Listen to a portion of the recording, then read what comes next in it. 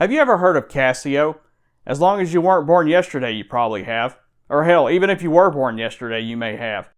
Digital pianos, keyboards, stereo systems, projectors, calculators. Hell, they've done it all. They're pretty much Yamaha. They make everything. Today, we're talking G-Shock watches. Stay tuned.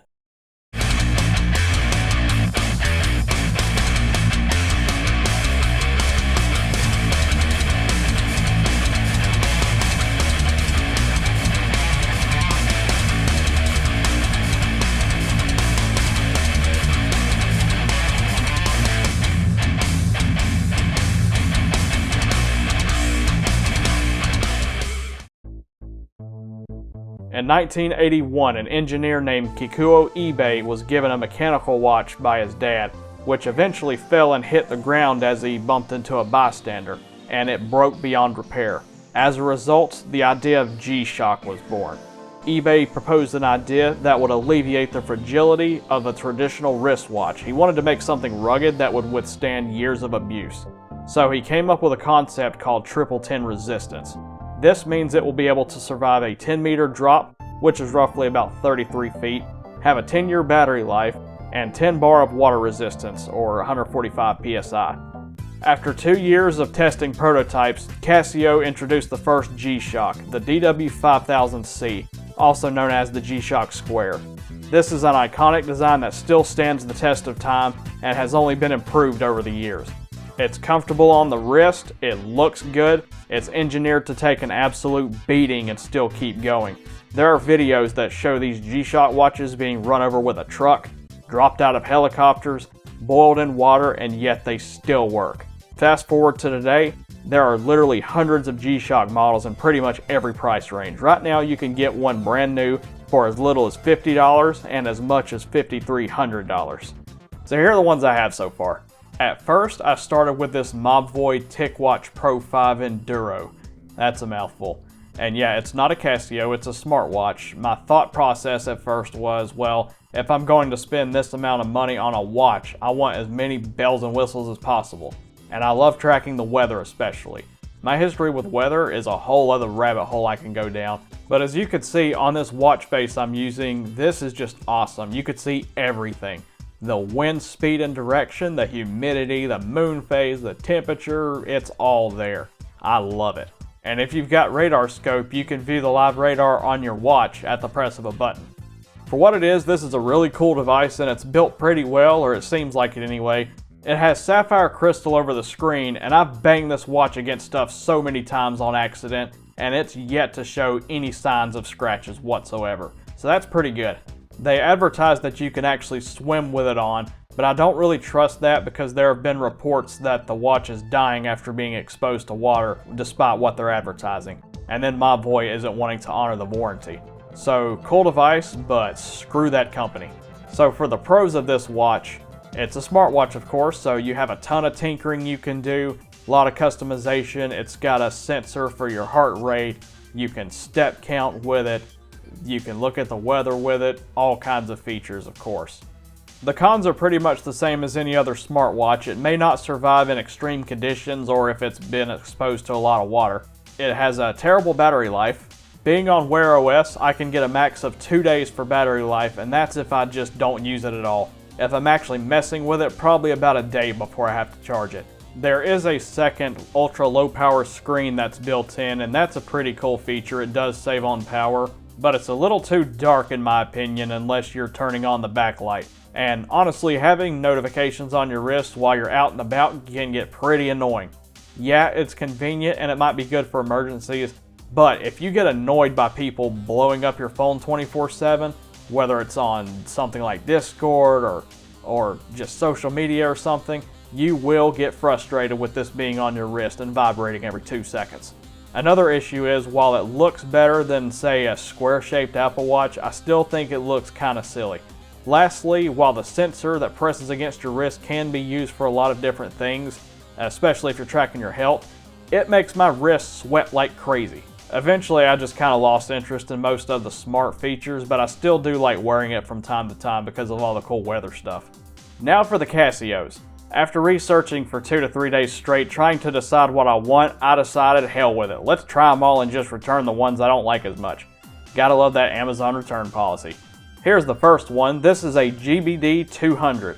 This watch is so cool. It's actually a hybrid smartwatch, pretty much just a standard watch that happens to have phone connectivity, but the good thing is, using your phone is not required to utilize most of the features on this. As you can see, this looks like a modernized version of the G-Shock Square, but it's got this crazy awesome display, which they call the MIP display or MIP.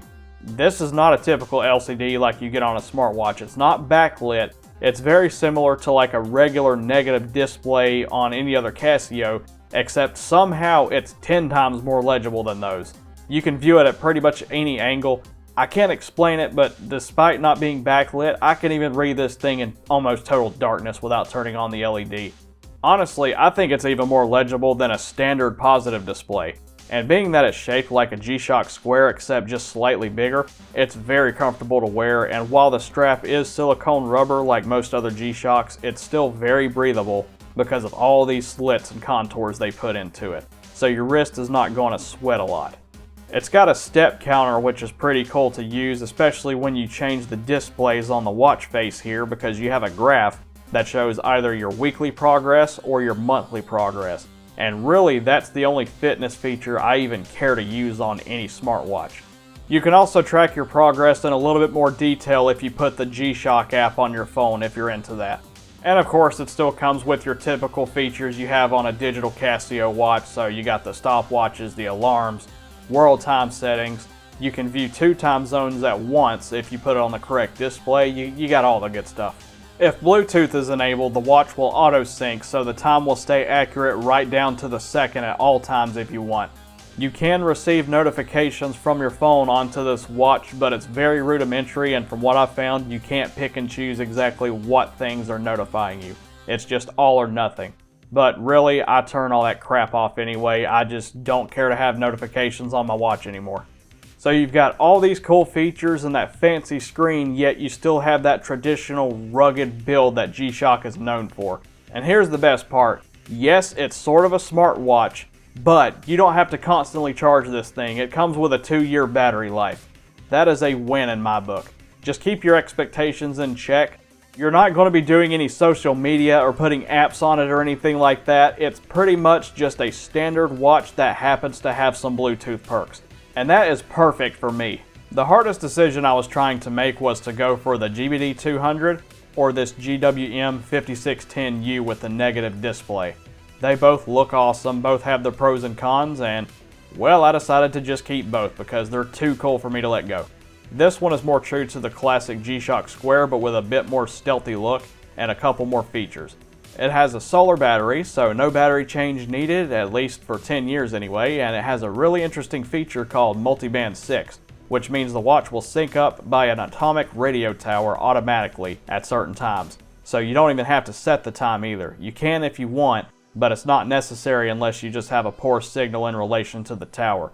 The closest tower to me is in Colorado, and I'm in Ohio, so that's halfway across the country from me, and mine still syncs up just fine. The battery life is said to be about 10 months if you leave it in total darkness with typical use, and up to 22 months if you have power saving turned on. So yeah, this watch is pretty much zero maintenance.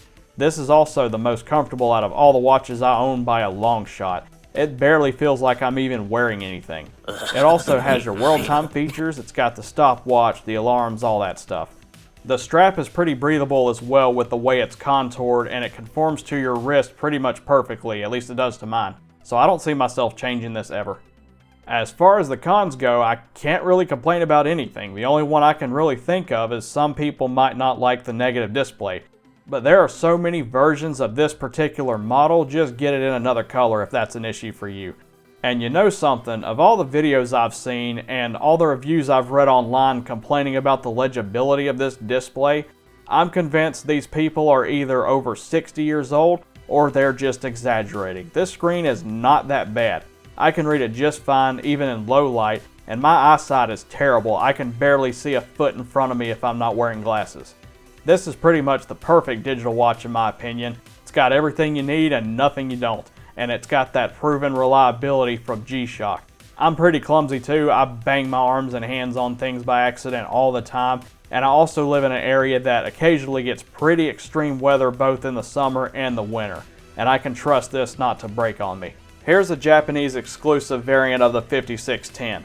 I wasn't sure if I would prefer the positive or negative display version of this model, but I knew that I wanted something more interesting than just the standard one. So I found this awesome looking blue one with blue accents around the bezel that I really liked. Since this is only for the Japanese market, I resorted to getting it from eBay, and it did cost a little more than normal, but I still think it was worth it. Same exact features and specs as the one I just showed you, just the looks a little different. The strap is also slightly different, as you can see. Now this is a DW5600. It's basically a reissue of the original G-Shock Square from the 80s, but with red accents and a red screen. This one is definitely my favorite in terms of looks. I think it's absolutely killer. Really unique, it's stealthy looking, yet at the same time it doesn't scream "look at me." However, because it is a 5600, it is a bit more bare bones. Nice rugged watch just like all the rest. You still got that water resistance, but you don't get the fancier stuff like the solar battery or multiband 6. Some people though may not think that's really necessary. And the battery life on this guy is 5 years, so that's still very good. Now for the cons. This does look cool, but the screen is the least legible out of every watch that I own. So this watch is getting returned for that reason. I really love the red and black color scheme, but regardless of what lighting you're looking at this thing in, the legibility is just not there. It's pretty faded looking, kind of blurry, almost as if the battery is getting low, except this watch is brand new. These last two aren't G-Shocks, but I wanted to show them anyway. They belong to my dad who passed away last December.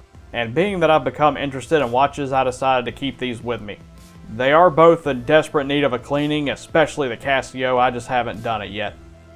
The Casio is an A158WEA-9CF. Yeah, say that 5 times fast. It has a 7-year lithium battery, it has a stopwatch, auto calendar, and even though this isn't part of the G-Shock line, you still get the water resistance. I'm not sure what the exact measurement though is, but he wore this Casio every day. I don't actually recall a time that he wasn't wearing this watch. Now this Armatron watch here, I don't know anything about it or where it even came from. He just had this in a drawer. The band on this though I think is really cool. It's very unique with all those joints on it. It's very flexible. And those are my watches. Here are the next two I want to get my hands on eventually. This is a GA2100, also known as the Casio Convertible Blue variant. And I just want this because it looks amazing. And this one is the Rangeman. And I want this because it has a freaking barometer in it. Yay, weather! If you've made it this far, thank you for watching. I hope it was somewhat interesting. And if you would, smack that like button and subscribe. Until next time, have a good day.